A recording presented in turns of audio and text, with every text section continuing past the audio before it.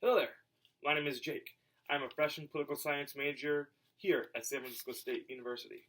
I come from the San Diego, California area. We all have ordered packages or sent or received mail.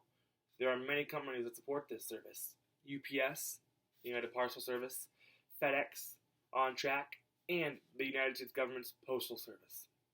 In 2019, the United States Postal Service announced a bid for a $6.3 billion contract award to go to a prospective company to develop and design fully electric delivery trucks.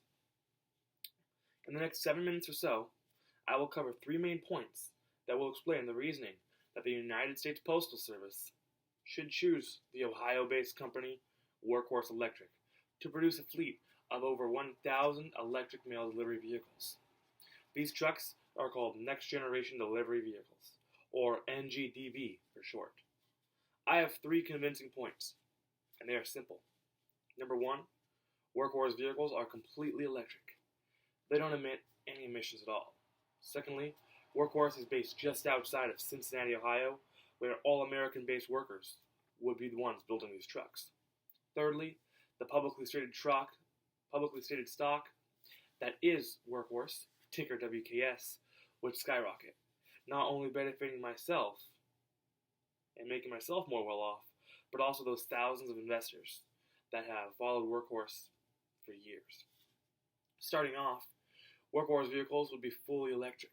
Many of the competitors, such as Okosh Motors, a company that partnered with Ford Motors to enter this contract bid with the government, are partially gas, commonly known as hybrid.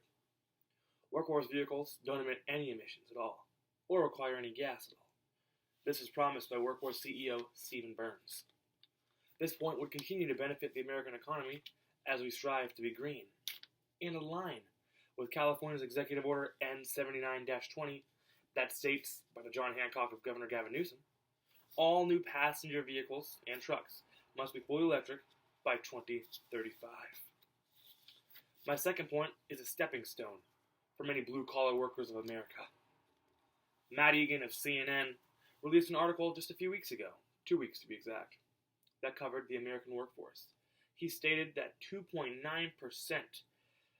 of the U.S. workforce quit their jobs in August. That's up 0.3% from the month prior in July. Jobs are open, but are they good jobs? Are they valued jobs? That's the bottom line. Workhorse's lead competitor, Okosh, is based in Japan. These trucks are only researched in Japan and developed in Japan, but they look Japanese standard. Expanded research done even indicates Okosh would send Japanese workers here to the United States to lead these projects. Spectrum News Network noted that Ohio is a place with fine jobs, but limited to ones that can clear $50,000, enough to support a family. This project would require a vast number of laborers in all categories, everywhere from janitors to mechanics. Workhorse has partnered with another Ohio-based company, Lordstown Motors. This company is looking to build fully electric pickup trucks for both private and commercial use. Vice President Mike Pence even joined and toured this facility in June of 2020, on the cusp of the 2020 November election. Mike Pence even spoke in the city of Lordstown. He offered tax cut support to both Workhorse and Lordstown. Lastly, Workhorse is the company that I invest in. Many others as well.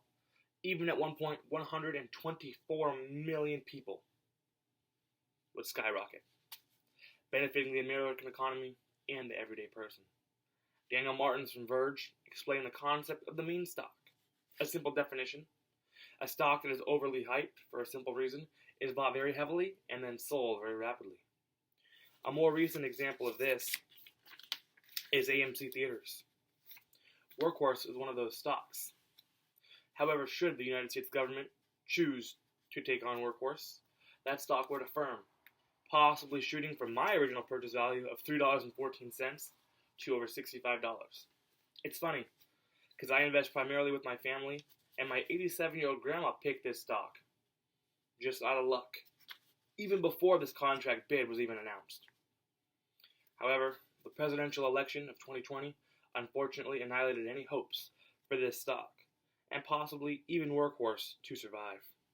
David Welch's article from June of this year explains how Mike Pence affirmed that the Trump administration would fully support Workhorse and Lordstown.